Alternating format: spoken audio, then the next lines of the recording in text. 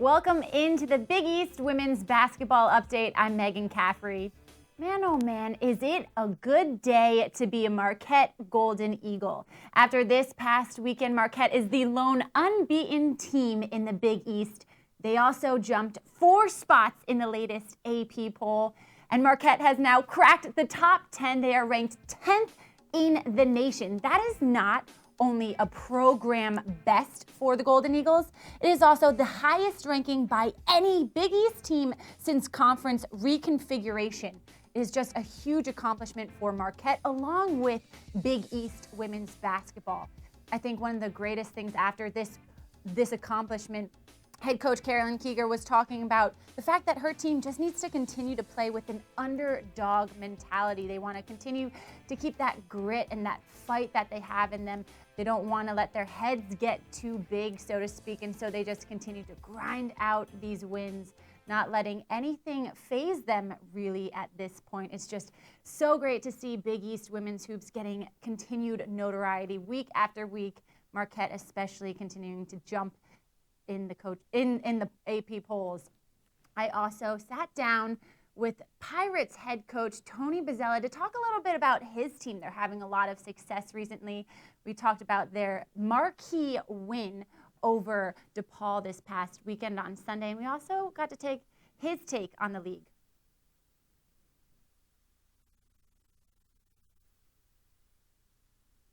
The Seton Hall Pirates are 4-3 in conference play. They're coming off their biggest win of the season, beating then number 24 ranked DePaul on the road on Sunday. I'm joined now by head coach Tony Bozzella. Coach, your team's first top 25 win in 3 years. What about this year's squad was able to get it done? Meghan, great to see you, and hello everyone out there in Big East basketball land. You know, I thought our kids just really came very focused and very determined and stayed true to themselves through the whole game and played as a group. And I think that's why we were able to be successful. You have a new offense installed this season. Who on your team has taken to it the most and is now the leader of that offense? Well, I think you look at a young lady like Shadeen Samuels. I mean, clearly the leader for, most improved player, but I think, a first team all conference player as well. I mean, averaging over 17 points a game. She really loves the style. She's shooting the ball well. The extra possessions give her more of an opportunity to do some things on the offensive end. I think Cole Jimenez as well, too. I mean, one of the top 3-point shooters in the country. She feels very free, is able to play, very loose. And I think those two have benefited really well from this. Your team is home for your next 4 games. We always stress the importance of winning at home in conference play. How much do you stress that to your team? Well, as you know, Walsh Gym is one of the most difficult places to play in the country, let alone the Big East. Our fans are great. Our support is great. And we really like shooting here, honestly. So it is important for us to take care of that. We have obviously been undefeated this year at home and have a tremendous home record here in the 6 years that I've been here because of obviously having really good players. But our fans, our band, our dance team, our cheerleaders, it makes it a tough environment. We need to hold serve. I mean, with the league being so equal in so many ways this year, you got to take care of your home games because it's just so difficult to win any game, let alone on the road. Coach, you mentioned it right there, the league being so equal this year. What do you make of what's going on in Big East women's hoops? Well, I think we just have a lot of good players, Meghan. I think every team right now has 1 or 2 people that can, be an all-conference player. And I think those things are really important, for our league. Our league continues to get better. I know our league RPI is probably in the top 5 in the country. We have a lot of great coaches and obviously a lot of great players. So as we continue to grow as a league and continue to get better players, I think you'll see it even more difficult for teams to beat each other and go on the road and win. It's just a hard league, and you got to be ready to play each and every day. Your team is tied in 3rd place in conference standings right now with DePaul. Where does your team need to grow in order to make a jump? That's a really good question. I think we have to really be a little more, defensively locked in and from game to game understand what we need to do. And we need to play as a team defensively because, we don't have, the best individual defenders, but as a team, the kids do a great job. And when we do that, I think we can be very effective. I think on the offensive end, we have to continue to share the basketball. I mean, the first open shot is fine. It has to be the first open shot, not the first shot. And I think it's still an adjustment as we, construct this offense and implement this offense in terms of adjusting to all of that. So I think those two things are really key. I think we need to play defense as a team. And I think offensively, we need to make sure we take the first open shot. Coach, we always have fun with the players when they're on the show, and we ask who's the funniest on the team. From a coach's standpoint, though, who keeps practice the lightest? No question, Selena Falaxi. She's really developed into, quite a leader. I think in today's practice, she probably coached more than our coaches. So she's really grown up a lot. She's funny. She's extremely well-liked. And I think you see it in her game. She's one of the most improved players as well in the league because she's having fun. And we're stressing trying to have fun. There's a lot of pressure, obviously, but let's just have fun. This is my hardest working group I've had here in the 6 years, and that's a tribute to them because we've had a lot of great hardworking teams. But this group works hard day in and day out, and I'm really proud of them for that. They have tried to make the most of their abilities. Coach, thank you so much for joining me. Best of luck this weekend, and as you said, have fun. Thank you very much.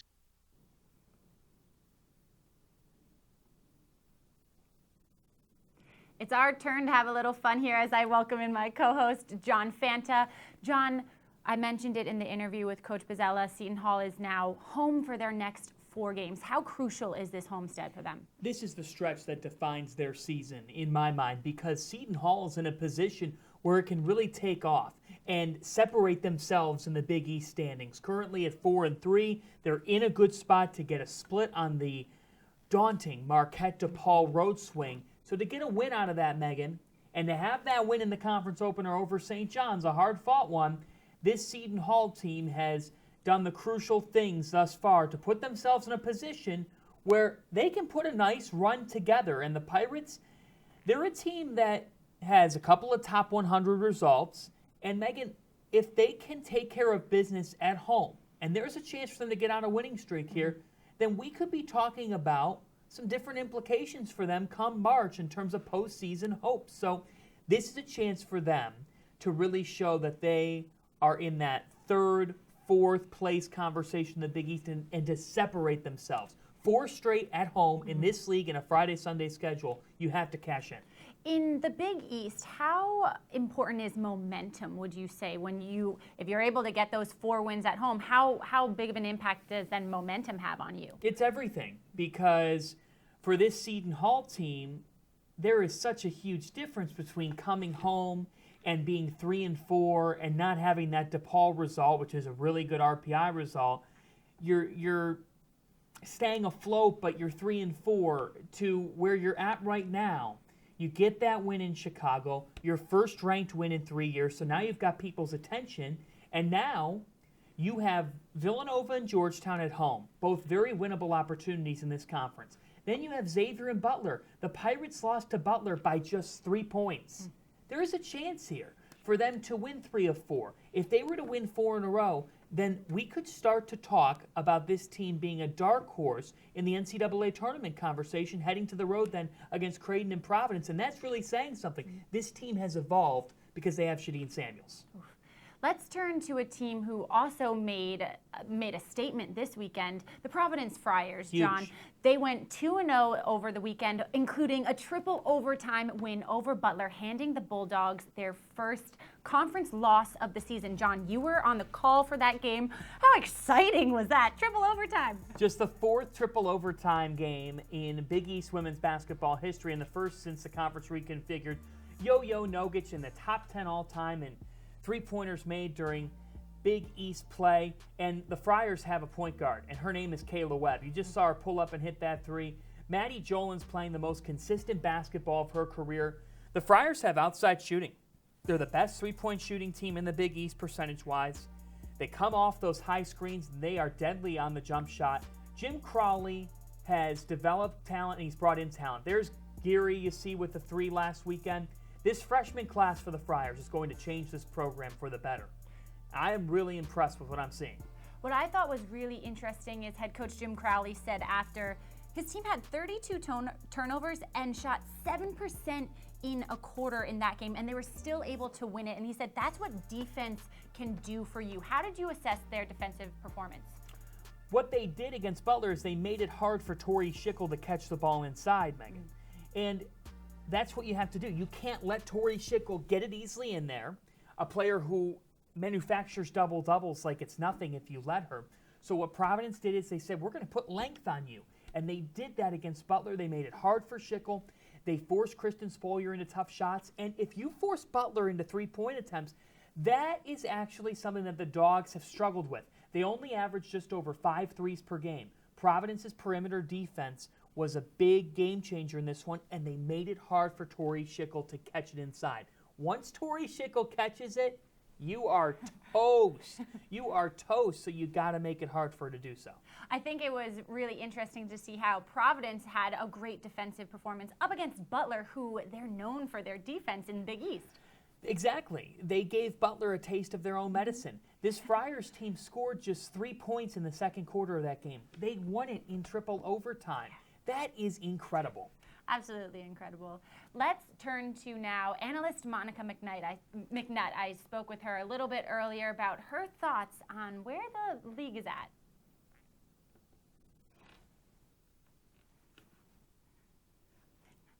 We now welcome in analyst Monica McNutt. She is on the call for Sunday's DePaul Xavier game on FS2. Monica, thank you so much for joining me.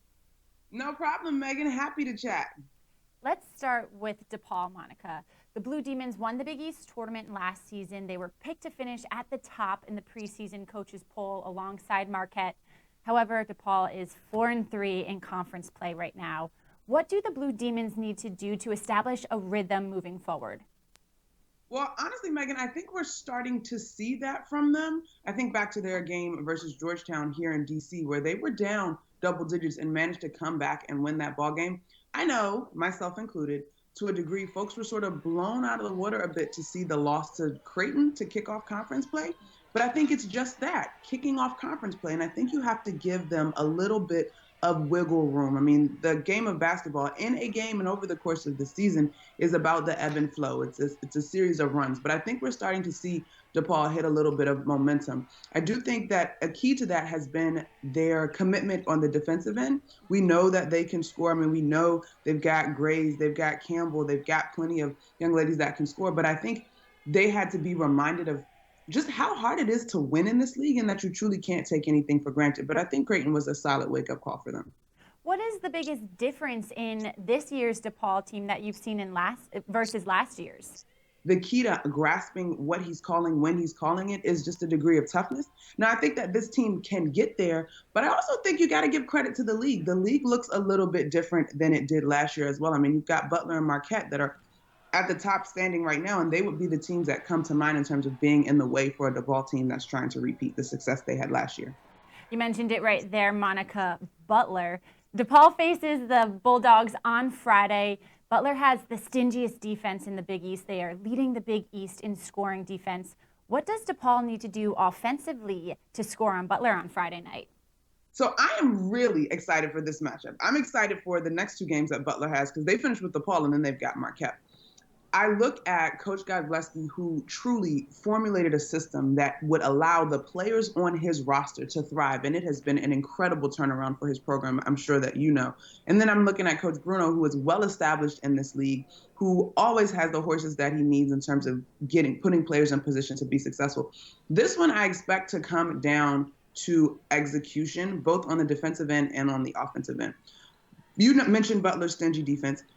There are holes because as an offensive player, you always have the upper hand just slightly because you know what you're going to do and the defense doesn't. However, you have to pick your spots very wisely when you play Butler. You have to get into those passing lanes. You have to pick spots that make them rotate and hopefully create holes in their defense. On the other end, Butler also doesn't really get rushed in the offensive set. So as important as the defensive commitment is going to be for DePaul, they're going to have to maintain the duration of the shot clock. They're going to have to be talking, and they're going to have to clean up that side of the glass as well, because if you allow Butler to get second chance opportunities, then they really start to feel themselves. Let's take a look a little bit more so at the middle of the league now, Monica. Georgetown, they are 3-4, a veteran team. What do the Hoyas need to do to start developing consistency moving forward? I think we've seen some Jekyll and Hyde action out of the Hoyas. They are a team, to me, that has not quite identified this year's signature. When you talk to other coaches preparing to play Georgetown, the statement that you get is, they want to get up and down in transition. They want to play defense. They want to play ball fast. And I think that was Georgetown last year, no question. This year, I don't know that game is benefiting Georgetown the way that it did. So I think that they're still trying to figure it out. But they just have to put two halves together would be my suggestion. The last time I saw them, they were playing Villanova, and that was truly a chess match in terms of Peretta, Howard. I mean, you got guards going at it. But Georgetown came out big in that one largely because of the performance of Dorothy Adamako. I think they've got to understand that Deanna White is circled on the scout. And so what was available to her last year may not be as available as easily. And so maybe this is a team that we see needs to slow down and execute in the half-court set as opposed to trying to get up and down, because teams are well prepared for their transition game. Who is your dark horse in the league?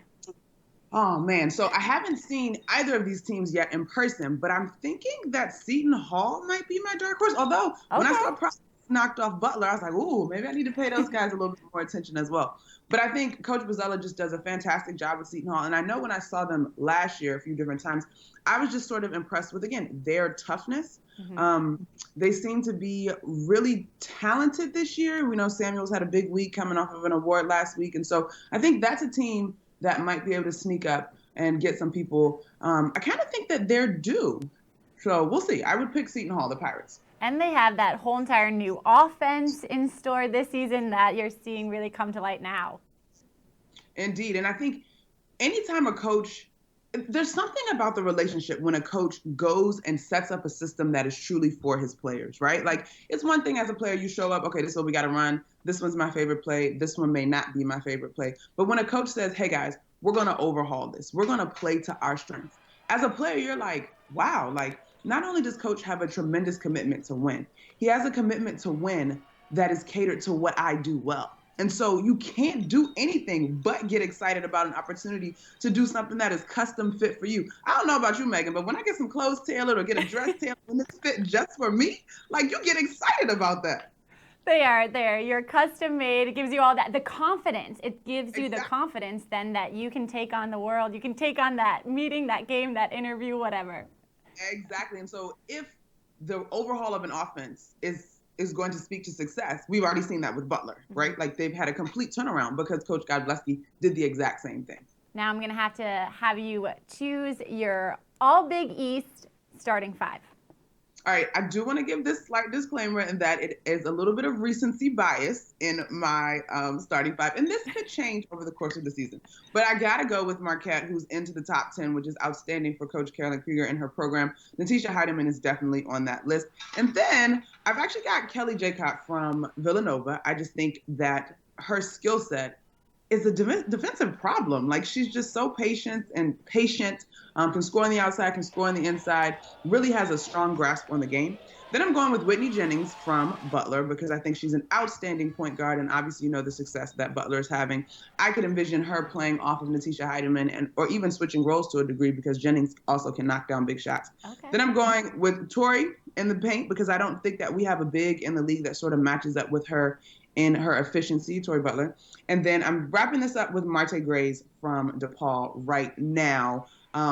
Versatile, off the bounce, can shoot, can score. Again, a little bit of a matchup problem. You said right now. Is there someone who's kind of on the edge there who might kind of come in if they peak a little bit? So outside of Jacott, for the most of this are teams that are performing well.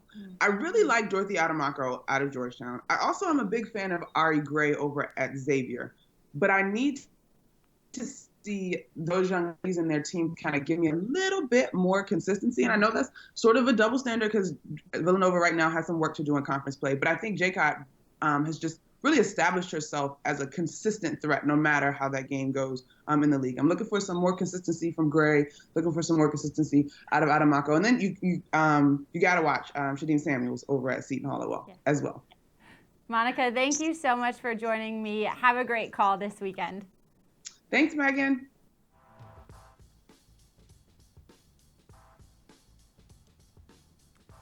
John, Natisha Heidemann, Marquette guard, was Monica's first pick for her All-Big East team. She's just performing outstandingly for Marquette. She's leading the Big East in scoring. What is your take on Natisha Heidemann and Marquette? Natisha Heidemann can score with anybody in America. That's how good of a guard she is, Megan.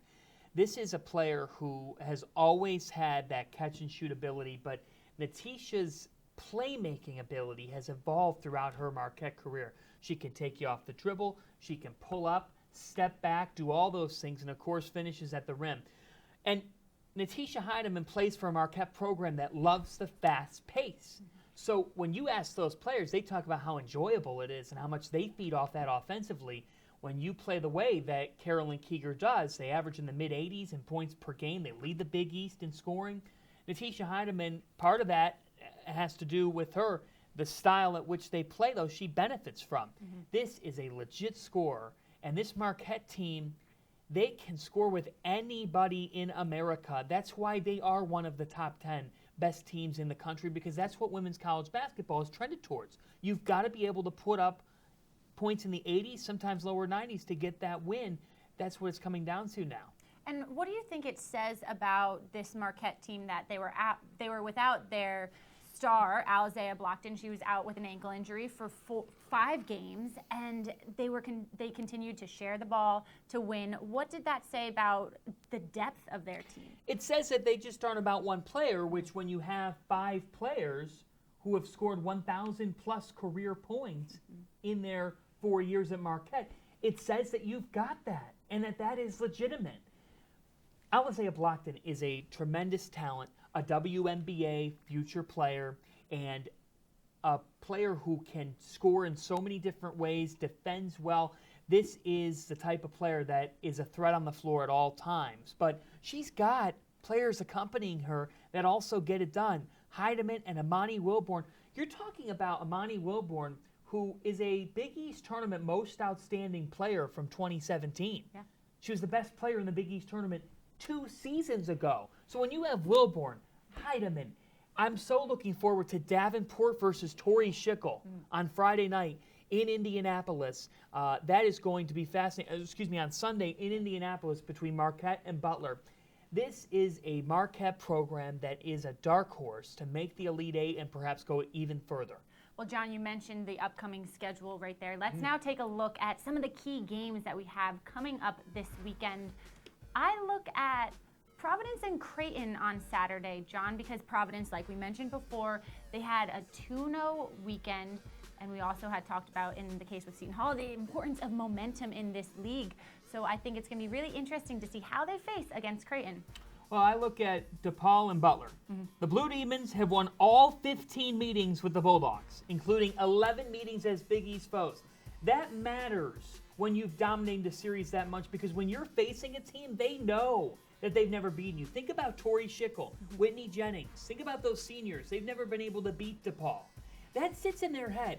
Will it affect them in a positive manner mentally or a negative manner mentally, because DePaul's been able to get after them? Big game for Marte Grays and Ashton Millender to try to bounce DePaul back. You know the Blue Demons are going to be hungry. What will happen in Hinkle Fieldhouse when the Blue Demons and Dogs meet Friday, 7 Eastern time? We'll see if there's a changing of the guard in the second spot in the Big East. It's going to be really interesting to see. Just Butler has just been this incredible storyline this entire season, and I've loved to watch and see how they evolved in talking with players like Whitney Jennings and Tori Schickel. Just they feel it in their locker room as well, the difference in who they are as a team this season. This is uncharted territory for the Butler Bulldogs, and for this senior class, they came into this year with 12 Big East wins in total in their careers, and now they've already reached half that, if not more than half that. So for this Butler team, how do they handle the target on their backs at home against 2 of the top teams in the conference in Marquette and DePaul? This is a crucial weekend for Butler, and just how legitimate they are and just how great those NCAA tournament chances are. You can catch all of the action, including those games, on the Big East Digital Network this weekend on your Fox Sports app. He's John Fanta. I'm Meghan Caffrey. Thank you so much for joining us.